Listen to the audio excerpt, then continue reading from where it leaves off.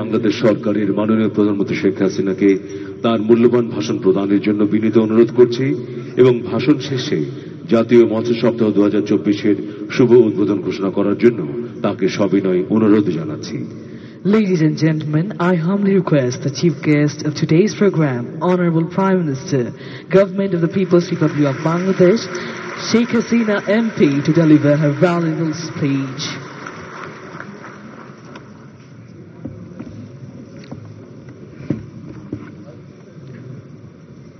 बिस्मिल्लाहिर्रहमानिर्रहीम।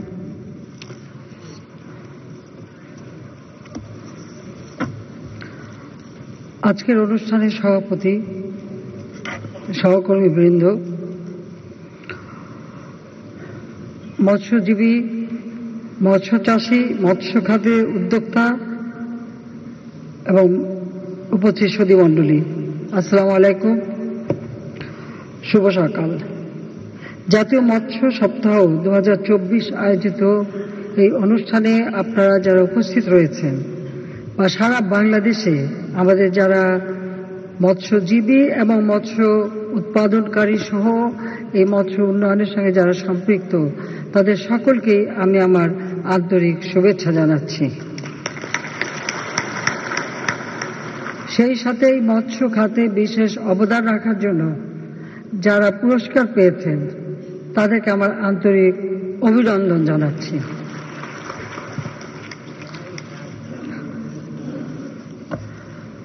আমি গভীর শ্রদ্ধার সাথে স্মরণ করছি সর্বকালের সর্বশ্রেষ্ঠ বাঙালি জাতির পিতা বঙ্গবন্ধু শেখ মুজিবুর রহমানকে, যার নেতৃত্বে আমরা স্বাধীনতা অর্জন করেছি, স্বাধীন রাষ্ট্র পেয়েছি, মাতৃভাষায় কথা বলার অধিকার পেয়েছি এবং একটি জাতি হিসেবে মর্যাদা পেয়েছি। আমি শ্রদ্ধা জানাই 30 লক্ষ শহীদের প্রতি, 2 লক্ষ মা বোনের প্রতি, মুক্তিযোদ্ধাদের প্রতি জানাই আমার সহস্রদ্ধ সালাম। আমি শ্রদ্ধা জানাচ্ছি জাতীয় চার নেতার প্রতি এবং সহস্রদ্ধ সালাম জানাই মুক্তিযোদ্ধাদের প্রতি, যারা জীবনের মায়া ত্যাগ করে অস্ত্র হাতে নিয়ে যার যা কিছু আছে তাই নিয়ে যুদ্ধ করে এই দেশ স্বাধীন করে দিয়েছেন, বিজয় এনে দিয়েছেন। তাদের প্রতি অত্যন্ত বেদনার সাথে আমি স্মরণ করি 15 আগস্ট লাখো শহীদের রক্তে রঞ্জিত এই স্বাধীন বাংলাদেশ একটি যুদ্ধ বিধ্বস্ত বাংলাদেশ, যেখানে কোনো রিজার্ভ মানি ছিল না, কারেন্সি নোট ছিল না। এদেশের মানুষ প্রায় 90% মানুষই তো দরিদ্র, তার উপর 80% উপরে মানুষ একবেলা খাবার জুটতে পারত না, চিকিৎসা ছিল না, শিক্ষা ছিল না, কোনো অবকাঠামোগত উন্নতি ছিল না। মনে হতো যে শুধু ভাগ্যের উপরেই তাদের জীবনটা ছিল। সেই মানুষগুলির ভাগ্য পরিবর্তন করে একটা উন্নত সমৃদ্ধ জীবন দেওয়ার জন্যই জাতির পিতা বঙ্গবন্ধু শেখ মুজিব সেই 1948 সাল থেকে ভাষা আন্দোলন শুরু করেন এবং সেই আন্দোলনের পথ বেয়ে তাঁরই নেতৃত্বে এবং আহ্বানে সাড়া দিয়ে মুক্তিযুদ্ধে বিজয় অর্জন করে আমরা স্বাধীনতা অর্জন করি। মাত্র 3 বছর 7 মাস সময় পেয়েছিলেন এই যুদ্ধ বিধ্বস্ত দেশটিকে গড়ে তুলতে, যা ছিল পাকিস্তানের একটি প্রদেশ এবং শোষিত, বঞ্চিত, নির্যাতিত, নিপীড়িত একটি জাতি। তার উপর যুদ্ধের ধ্বংসস্তূপ, তার উপর দাঁড়িয়ে তিনি যাত্রা শুরু করেন। এই মাত্র 3 বছর 7 মাসের মধ্যেই সমস্ত অবকাঠামোগত উন্নয়ন, রাস্তাঘাট, পুল, ব্রিজ, রেল ব্রিজ, যা যা ছিল সবই তো ধ্বংসপ্রাপ্ত ছিল, সেগুলিকে মেরামত করা এবং দেশটাকে উন্নতির পথে এগিয়ে নিয়ে যেয়ে তিনি বাংলাদেশকে মাত্র অল্প সময়ের মধ্যেই স্বল্পোন্নত দেশ হিসেবে প্রতিষ্ঠিত করে যান। যেটা ছিল একটা আমি বলবো একটা অস্বাভাবিক ঘটনা, কারণ পৃথিবীর কোনো দেশে একটা বিপ্লবের পর, যুদ্ধের পর এত অল্প সময়ের মধ্যে আবার ঘুরে দাঁড়াতে পারে না। কিন্তু জাতির পিতা বঙ্গবন্ধু শেখ মুজিবুর রহমানের মতো বলিষ্ঠ নেতৃত্ব ছিল বলেই সেটা সম্ভব হয়েছিল এবং জাতিসংঘ আমাদের স্বীকৃতি দিয়েছিল স্বল্পোন্নত দেশ হিসেবে। সেই মর্যাদা জাতির পিতা বঙ্গবন্ধু শেখ মুজিব আমাদের দিয়ে যান।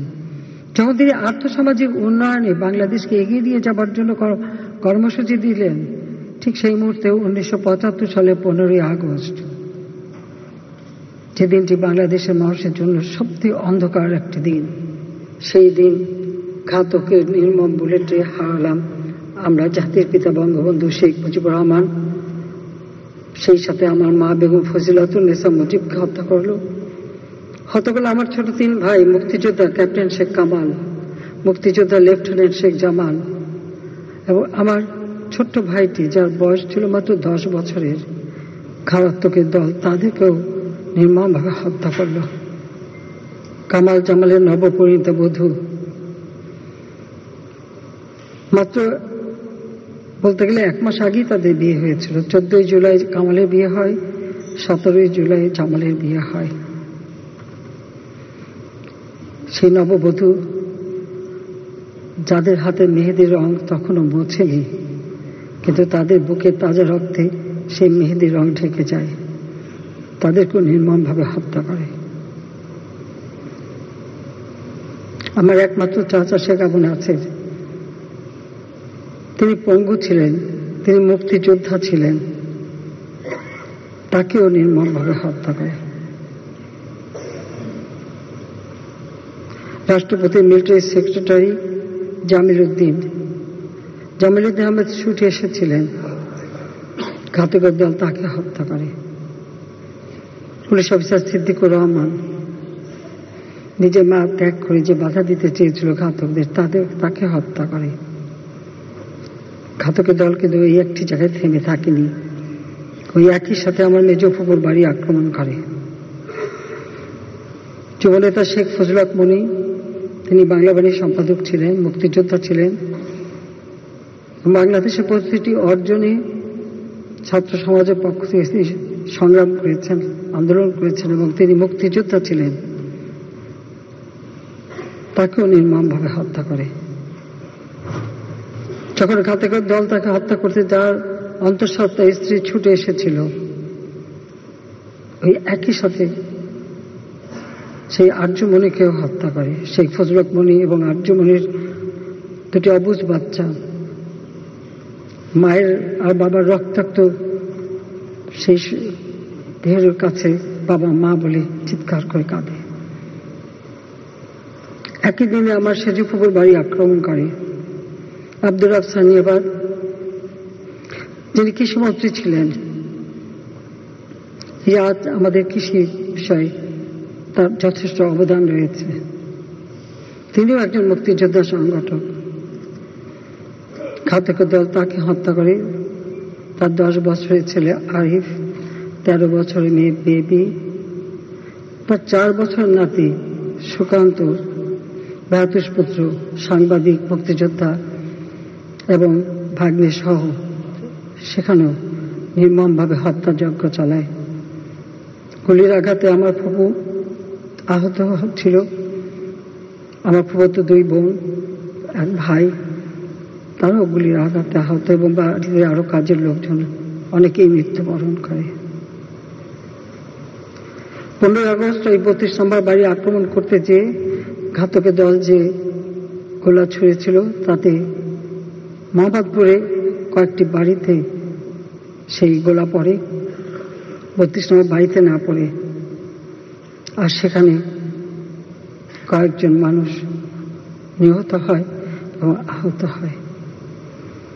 15 আগস্টে যারা শাহাদাত বরণ করেছে, আমি তাদের আত্মার মাগফিরাত কামনা করি। সবচেয়ে কষ্টের বিষয় হলো, যেখানে তেমন কোনো ইস্যুই ছিল না, যে কোটা আমি সম্পূর্ণভাবে আমি সেটা বাতিল করে দিয়েছিলাম। হাইকোর্টের রায় সেটা আবার যখন পুনর্বার নিয়ে আসা হয়, সরকারের পক্ষ থেকে আমরা আপিল করি। আপিল বিভাগ সেটা সেই হাইকোর্টের রায় স্থগিত করে দিয়ে পূর্ণাঙ্গ শুনানির তারিখ নির্দিষ্ট করে দেয়। কাজে আবার সেই কোটা ফিরে আসে, যে কোটা আর থাকবে না। আমার জারিকৃত প্রজ্ঞাপনটাই আবার কার্যকর হয়। দুঃখের বিষয়, সেই সময় আন্দোলন করতে যেখানে আন্দোলন প্রতিটি দাবি কিন্তু মেনে নেওয়া হয়েছিল। মূল দাবি কোটা সংস্কার। আবার উচ্চ আদালত অ্যাপিলেট ডিভিশন থেকে সেটা রায়ও দিয়ে দেওয়া হয়। কিন্তু তারপরেও এই আন্দোলনের নামে যে সমস্ত ঘটনা ঘটেছে, ধ্বংসাত্মক কাজ করেছে, তারপরে অনেকগুলি প্রাণ ঝরে গেছে। আমি কোনোদিন ভাবতে পারিনি যে এই সময় এই ধরনের একটা অবস্থার সৃষ্টি হবে, আর সেখানে এতগুলি তাজা প্রাণ যাবে। কারণ স্বজন হারা বেদনা নিয়ে আমি বেঁচে আছি। আমি জানি একজন আপনজন হারালে কি কষ্ট হয়। মানুষ একটা শোক সইতে পারে না। আর আমি তো গোটা পরিবার, আমি আর আমার রেহানা এবং আমরা যারা 15 আগস্ট আপনজন হারিয়েছি, আমরা তো সবাইকে হারিয়ে আছি।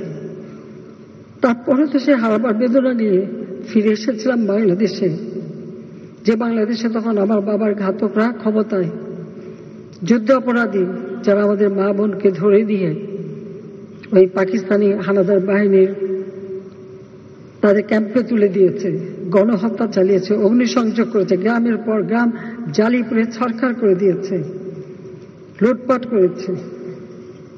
তারাই তখন ক্ষমতায় ফিরে এসেছে 15 আগস্ট জাতিপিতাকে হত্যার পর। 6 বছর দেশে আসতে পারিনি, বিদেশে রিফিউজি হিসেবেই আমাদের থাকতে হয়েছে। আমার ছোট বোনের পাসপোর্টটাও যারা ক্ষমতা এসেছিল দেয়নি, রিনিউ করতে দেয়নি। 6 বছর পর বাংলাদেশ আওয়ামী লীগ আমাকে যখন সবার প্রতি নির্বাচিত করে ফিরে আসি, আমি ফিরে এসে বাংলাদেশের এমন কোনো অঞ্চল নেই, প্রত্যন্ত অঞ্চল আমি ভ্রমণ করি। কোন দেশে এলাকার মানুষ, যে দেশে বঙ্গবন্ধুর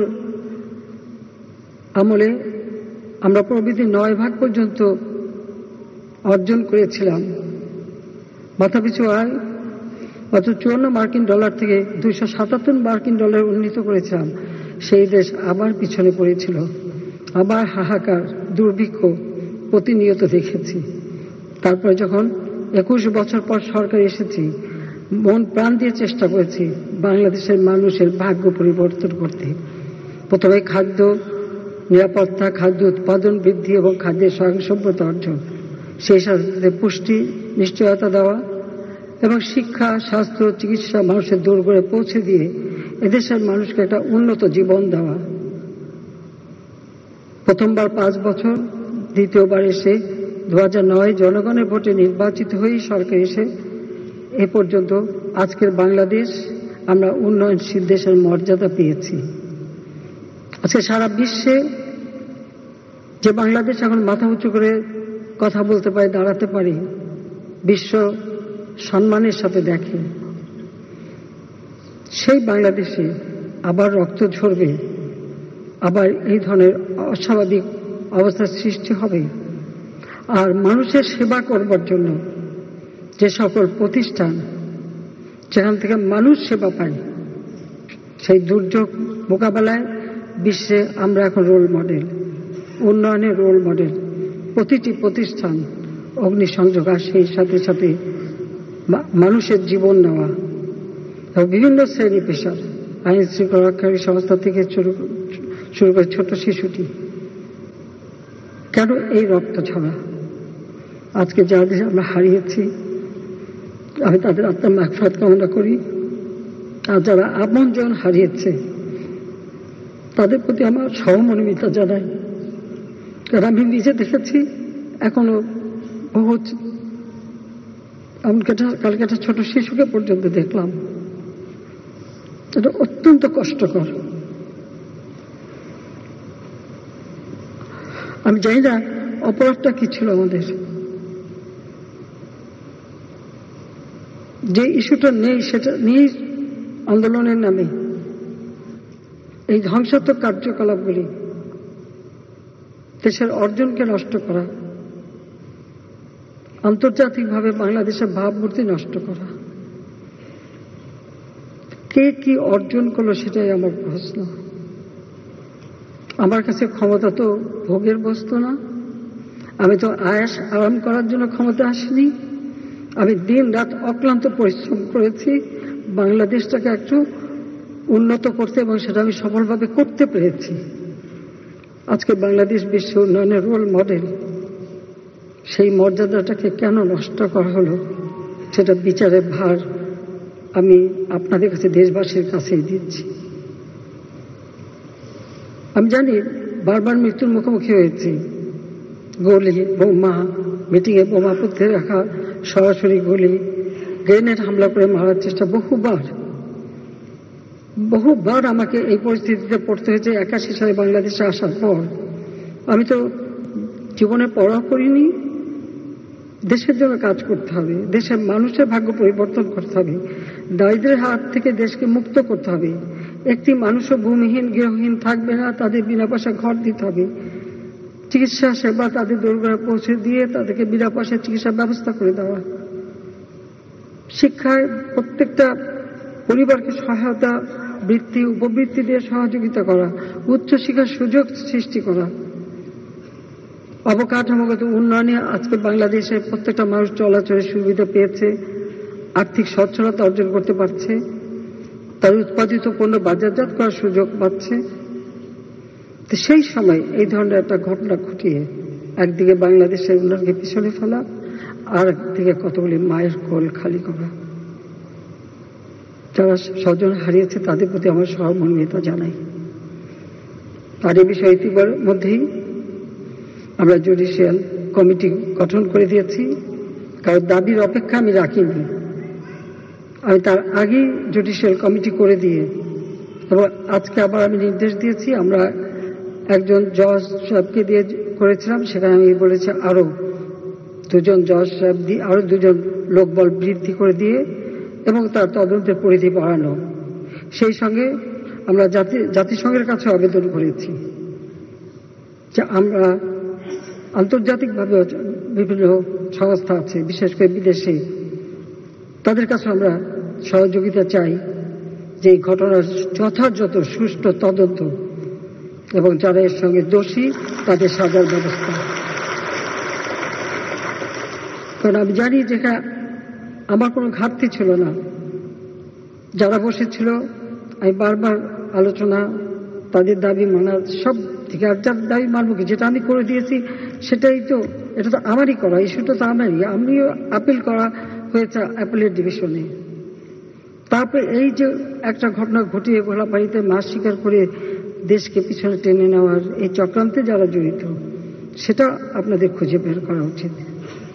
ওই 71-এ যারা পাকিস্তানি হানাদার বাহিনীর দোসর ছিল, তাদের চক্রান্ত বারবার আমাদের দেশকে পিছিয়ে নিয়ে গেছে।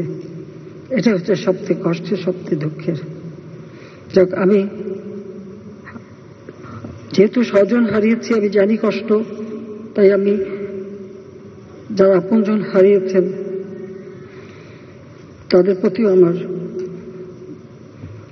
সহমর্মিতা জানাচ্ছি।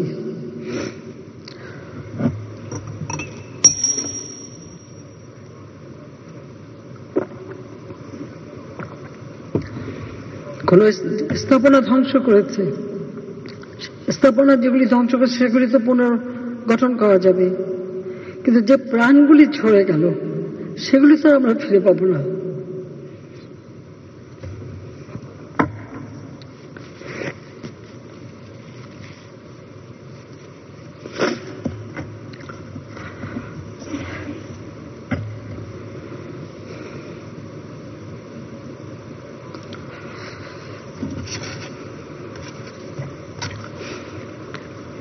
উপস্থিত সুধীমণ্ডলী, জাতিপিতা বঙ্গবন্ধু শেখ মুজিব চেয়েছিলেন এদেশের মানুষের জীবন মান উন্নত করতে। তিনি ছিলেন কৃষি বান্ধব। আমাদের মাটি অত্যন্ত উর্বর, সোনার মাটি। স্বাধীনতার পর বিদেশি সাংবাদিক জিজ্ঞেস করেছিলেন যে এইরকম ধ্বংসস্তূপের উপর দাঁড়িয়ে কোনো কিছু নেই, আপনি এই অবস্থায় কিভাবে দেশকে গড়ে তুলবেন? তিনি জবাব দিয়েছিলেন, আমার মাটি আছে, মানুষ আছে, আমি সেই মাটি মানুষ দিয়েই এই দেশ গড়ে তুলব।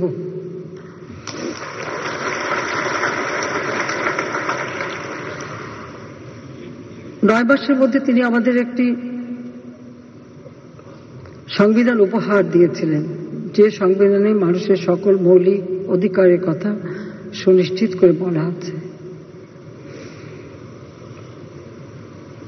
তিনি দেশের মানুষের খাদ্য নিরাপত্তা নিশ্চিত করবার জন্য যেমন কৃষি গবেষণা, কৃষি উৎপাদন বৃদ্ধি, সেই সাথে পুষ্টি অধিকারটাও সুনিশ্চিত করবার জন্য তিনি উদ্যোগ নিয়েছিলেন। এবং তিনি বলেছিলেন, আমি কোট করছি, বলেছিলেন, মাছ হবে বাংলাদেশের দ্বিতীয় প্রধান বৈদেশিক মুদ্রা অর্জনকারী সম্পদ, আনকোড। নদী, নালা, খাল, বিলের দেশ আমাদের। তিনি এটাই মনে করতেন, যত আমরা বেশি উৎপাদন করতে পারবো, নিজেদের চাহিদা মিটিয়ে আমরা বিদেশে রপ্তানি করতে পারবো। সমুদ্রের সীমা মিয়ানমার এবং ভারতের সঙ্গে আমাদের সমুদ্র সীমা সুনির্দিষ্ট করা ছিল না। বঙ্গোপসাগরে আমাদের যে অধিকার, সে অধিকার নিশ্চিত করা ছিল না।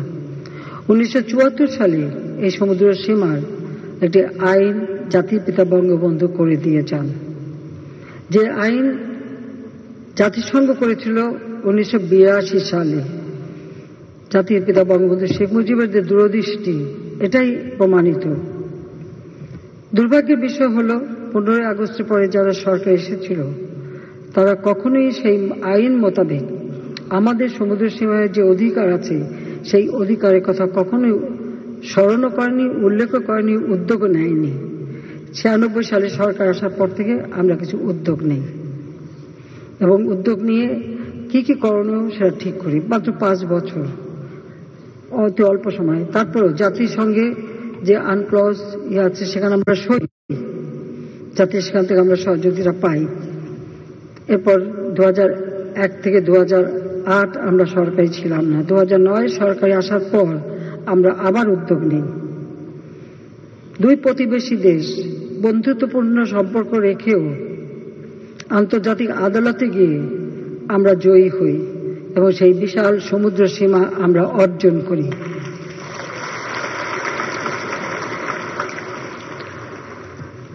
আমাদের যে মৎস্য, বিশেষ করে মিঠা পানির মাছ, আমাদের অনেক প্রজাতির মাছ, সেই মাছের উৎপাদন বাড়ানো এবং মানুষকে উৎসাহিত করা, সেই লক্ষ্য নিয়ে 1973 সালে জাতির পিতা বঙ্গবন্ধু শেখ মুজিব নিজেই এই গণভবনের লেকে প্রথম মাছ তিনি মুক্ত করেন।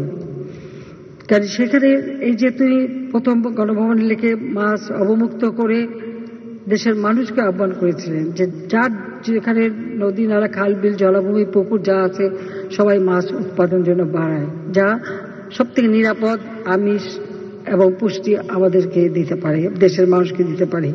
তার শুভ সূচনা তিনি করেছিলেন। আমরা যখন সরকার এসেছি তখন থেকে এই পুষ্টি চাহিদা পূরণ করবার জন্য, সেই সাথে কর্মসংস্থানের ব্যবস্থা, মানুষের আর্থিক সচ্ছলতা এবং আমাদের এই মৎস্য উৎপাদন করে নিজেদের চাহিদা মিটিয়ে যাতে বিদেশে রপ্তানি করতে পারি, সেদিকে লক্ষ্য রেখে আমরা বিভিন্ন পদক্ষেপ নেই। আমরা ইতিমধ্যেই 2016-17 সালে বাংলাদেশ মাছ উৎপাদনে আমরা স্বয়ংসম্পূর্ণ, বিশেষ করে মিঠা পানির মাছ উৎপাদনে আমরা স্বয়ংসম্পূর্ণতা অর্জন করতে সক্ষম হই। একসময় ছিল মানুষ শুধু ওই নুন ভাত খুঁজত, এখন কিন্তু ভাতের সাথে একটু মাছও খেতে পারি। অন্তত সেই সক্ষমতা, মাথা পিছু আয়ও আমরা বৃদ্ধি করতে সক্ষম হয়েছি। আমরা চাষি পর্যায়ে লাকসই ও জলবায়ু সহনশীল মৎস্য চাষ প্রযুক্তির সম্প্রসারণ, উন্মুক্ত জলাশয়ে সহ ব্যবস্থাপনা বাস্তবায়ন এবং সামুদ্রিক মৎস্য সম্পদের টেকসই ব্যবস্থাপনা আমরা গ্রহণ করি, যার ফলে 2022-23 অর্থ বছরে আমাদের মাছ উৎপাদন 49,15,000 মেট্রিক টনে উন্নীত হয়, যা 2007-08 সালে যা ছিল মাত্র 25,63,000 মেট্রিক টন। এর দ্বিগুণ আমরা উৎপাদন করতে সক্ষম হই। আমি যখন 96 সালে সরকারে আসি, তখন আমাদের কৃষি বিশ্ববিদ্যালয়, একটাই কৃষি বিশ্ববিদ্যালয় ছিল মাত্র ময়মনসিংহে, আর তাছাড়া জাতির পিতার হাতে গড়া কৃষি গবেষণা ইনস্টিটিউট। আমি তাদের সাথে কথা বলি, তাতে তখন দেখলাম যে শুধুমাত্র তেলাপিয়া আর কার্প মাছ এই নিয়েই গবেষণা হচ্ছে।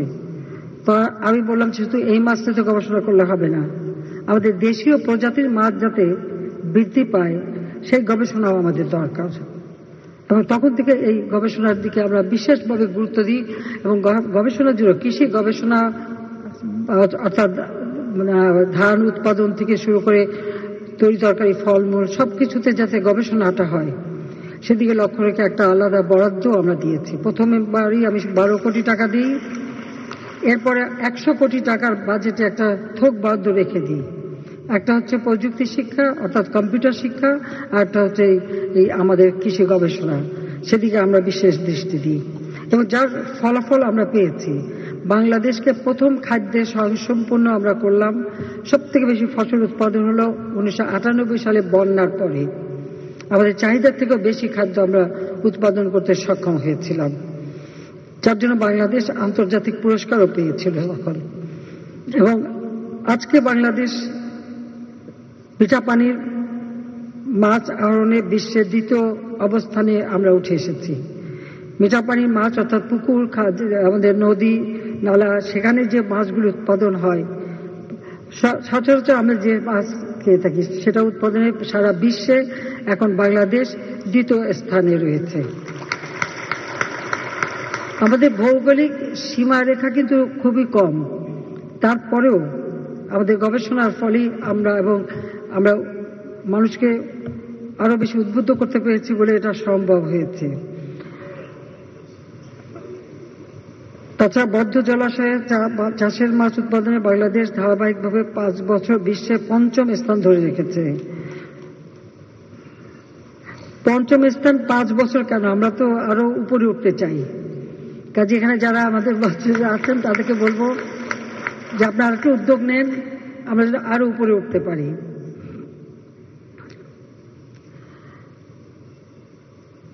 আমাদের মৎস্য চাষিরা যাতে ন্যায্য মূল্য পায় সেটাও নিশ্চিত করা।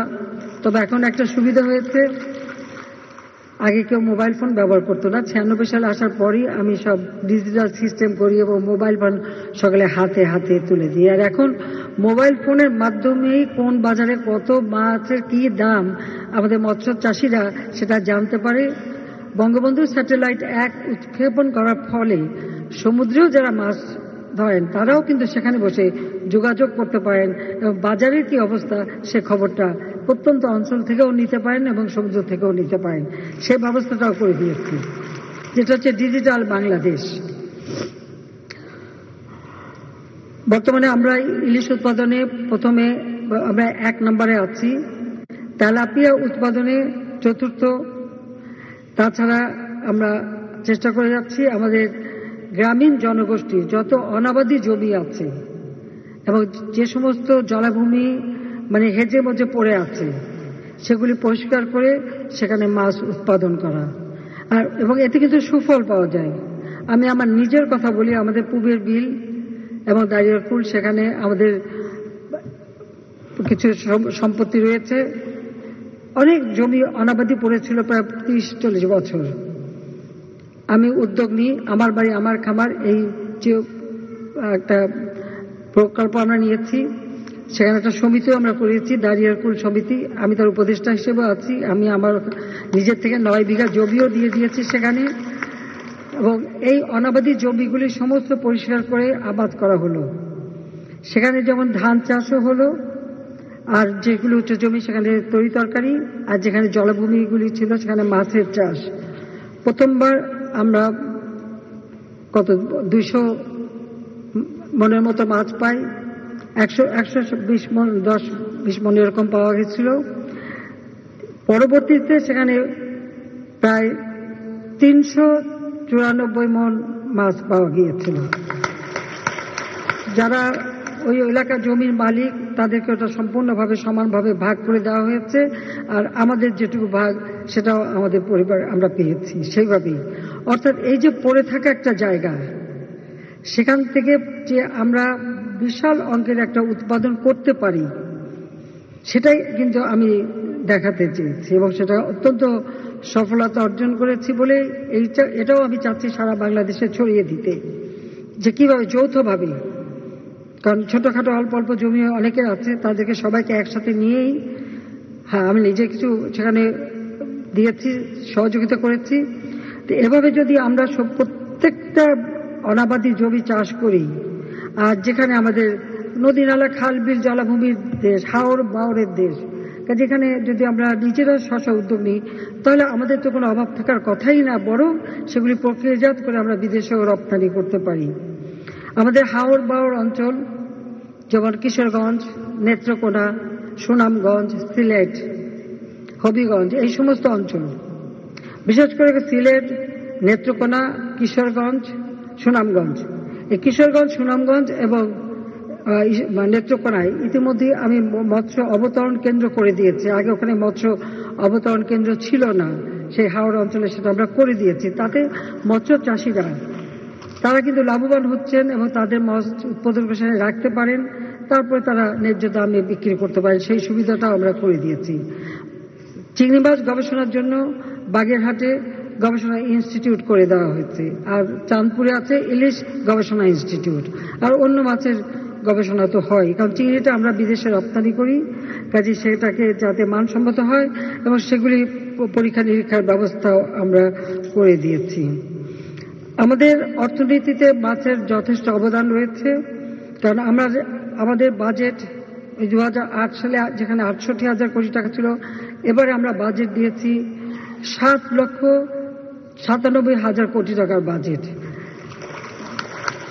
কাজে আমাদের মাছ জাতীয় জিডিপিতে 2.53%, কৃষি জিডিপিতে 22.26% অবদান আমাদের এই মাছের থেকেই আসে। আর মৎস্য খাতের জিডিপি প্রবৃদ্ধি 2.81%। এখানে 14 লক্ষ নারী সহ প্রায় 2 কোটি জনগোষ্ঠী, অর্থাৎ প্রায় 12% অধিক লোক এই সেক্টরে বিভিন্ন কার্যক্রমে জীবিকা নির্বাহ করে। কাজে আমি মনে করি যে আমরা এই দিকে আরো বিশেষ আমাদের দৃষ্টি দেওয়া, কারণ মাছের কোনো জিনিসই কিন্তু ফেলা যায় না। মাছটা যখন প্রক্রিয়াজাত করি তার আঁশটাও কাজে লাগে, মাছের কাটাকুটিগুলিও কিন্তু এটা বাই প্রোডাক্ট হিসেবে ব্যবহার করা যায়। কাজে সেদিকে লক্ষ্য রেখে এটা একটা আমাদের অত্যন্ত অর্থকরী ফসল। তাছাড়া সমুদ্রের সীমা অর্জনের পর সমুদ্র সম্পদ আমাদের অর্থনীতিতে ব্যবহার করার জন্য আমরা ব্লু ইকোনমি ঘোষণা দিয়েছি, এবং সমুদ্র যেমন শুধু মাছ না, তেল, গ্যাস, খনিজ পদার্থ যেমন উত্তোলন করা, পাশাপাশি আমাদের মাছ এবং উদ্ভিদ, সমুদ্র উদ্ভিদ, সেগুলিও আহরণ করা। আমরা সি উইড ইতিমধ্যে ক্রুজকুলে কিছু কিছু উৎপাদন শুরু করেছি। আমাদের পুকুর, লেক, খাল, জমি, সেখানে শুধু মাছের চাষ না, সেখানে মুক্তা চাষ করাটারও একটা সহজ পদ্ধতি। আমি প্রথমবার সরকারি সেটা শুরু করেছিলাম, এখন এমনকি আমি গণভবনে এটা শুরু করেছি। কাজে সেটারও একটা নমুনা আমরা সবাইকে দেখাবো, আর এখন অনেকে আমরা উৎসাহিত করছি। এটাও কিন্তু একটা অর্থকরী ফসল। এছাড়া কাঁকড়া, চিংড়ি, তারপর নানা ধরনের এমনকি শামুক, ঝিনুক, কোনো কিছুই ফেলা যায় না, সবগুলিরই কিন্তু প্রয়োজন আছে। সবগুলি একটা যাতে উৎপাদন এবং সেগুলি প্রক্রিয়াজাত করা, আমাদের নিজেদের কাজে ব্যবহার, বিদেশে রপ্তানি, সেই ব্যবস্থাটাও আমরা নিচ্ছি। আমরা ইতিমধ্যেই সামুদ্রিক মৎস্য আইন 2020 প্রণয়ন করেছি, সামুদ্রিক মৎস্য আহরণ নীতিমালা 2022 এটা আমরা করেছি, সামুদ্রিক মৎস্য বিধিমালা 2023 প্রণয়ন করা হয়েছে।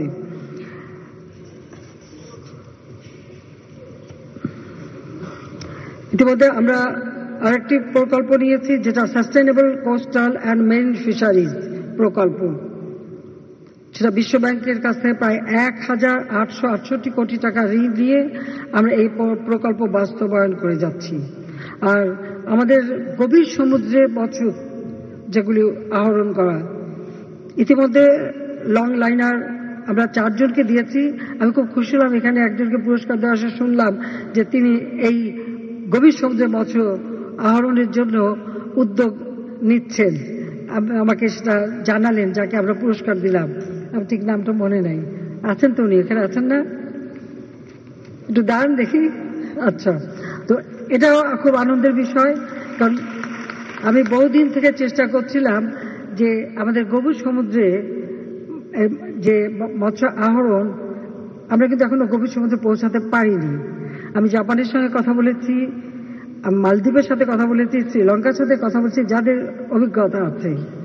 তবে এখন বোধহয় জাপান, মানে আমরা চাই এটা প্রাইভেট সেক্টরই হবে, সরকারে না, কিন্তু যত রকম সুযোগ সুবিধা করে দেওয়া সেটা আমরা করে দেব, কারণ সেটা আমাদের দেশের কাজে লাগবে।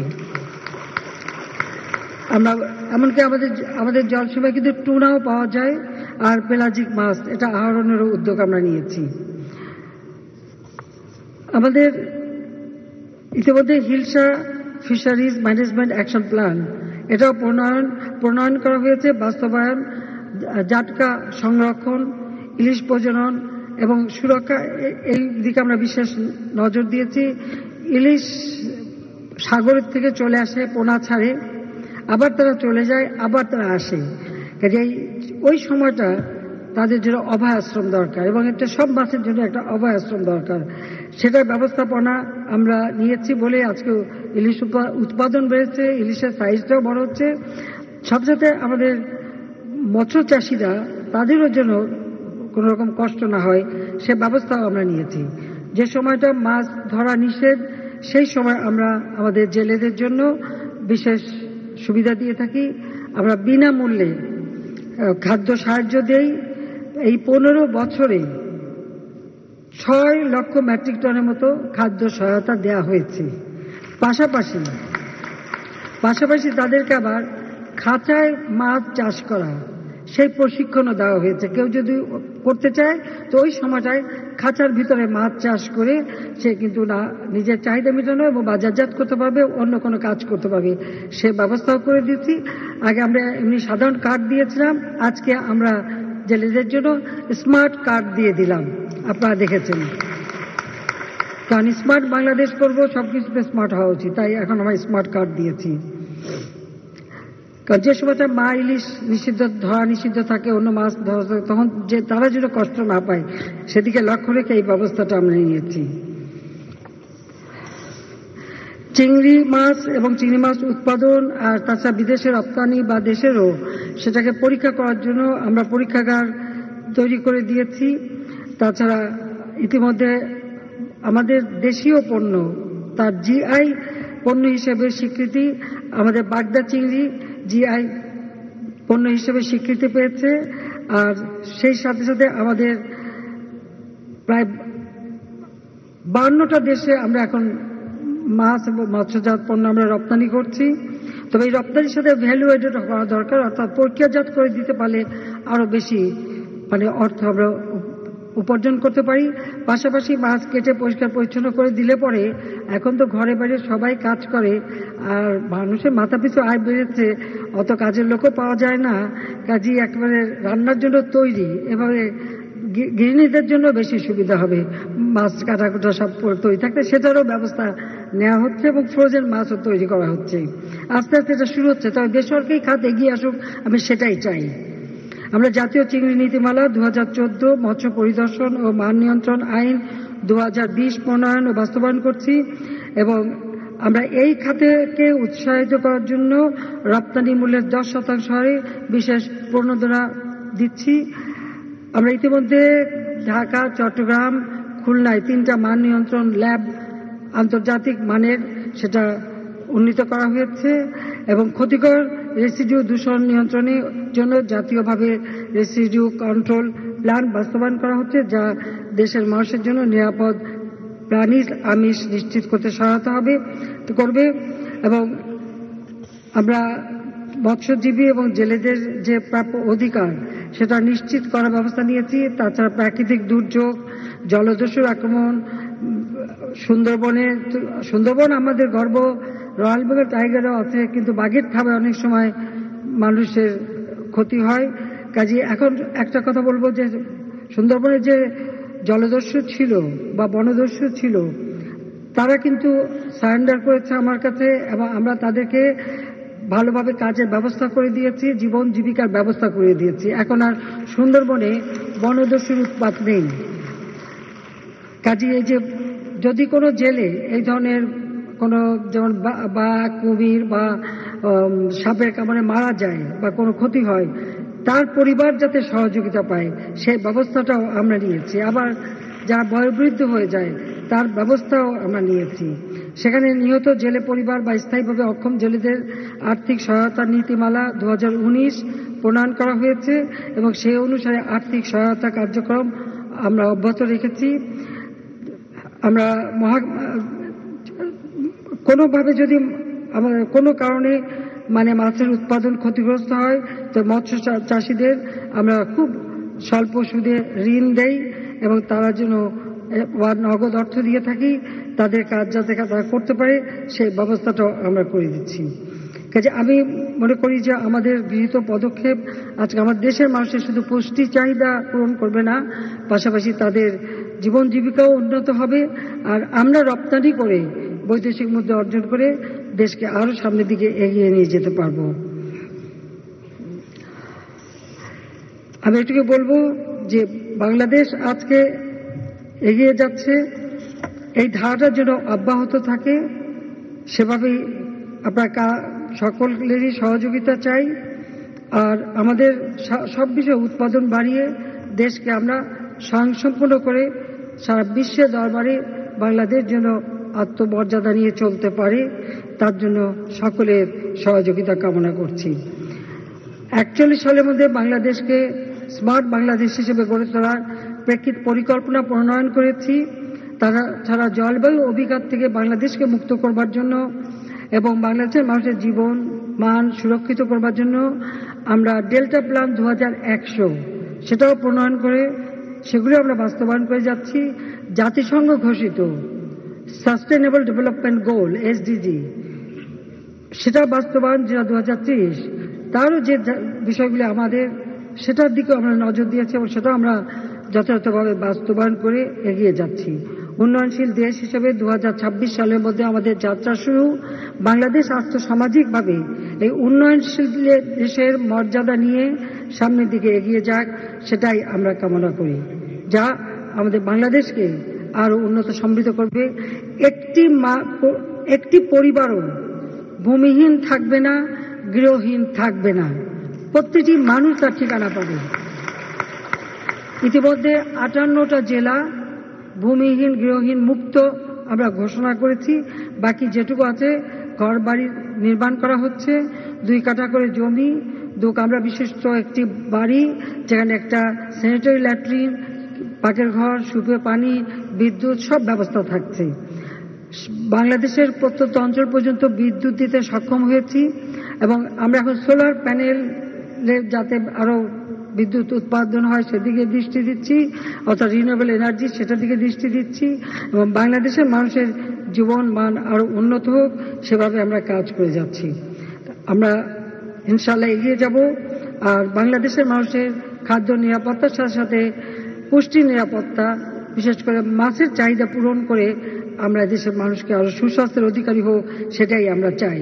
কাজে আজকের যে প্রতিপাদ্য ভরবো মাছে মোদের দেশ, গর্ব মোরা স্মার্ট বাংলাদেশ, কাজে আমি এই কথা বলেই আমি মনে করি একটা সময় উপযোগী প্রতিপাদ্য আপনারা নিয়েছেন।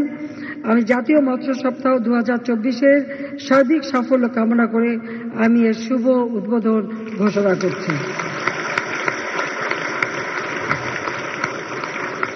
আপনাদের সবাইকে আন্তরিক ধন্যবাদ জানাচ্ছি। খোদা হাফেজ। জয় বাংলা, জয় বঙ্গবন্ধু, বাংলাদেশ চিরজীবী হোক।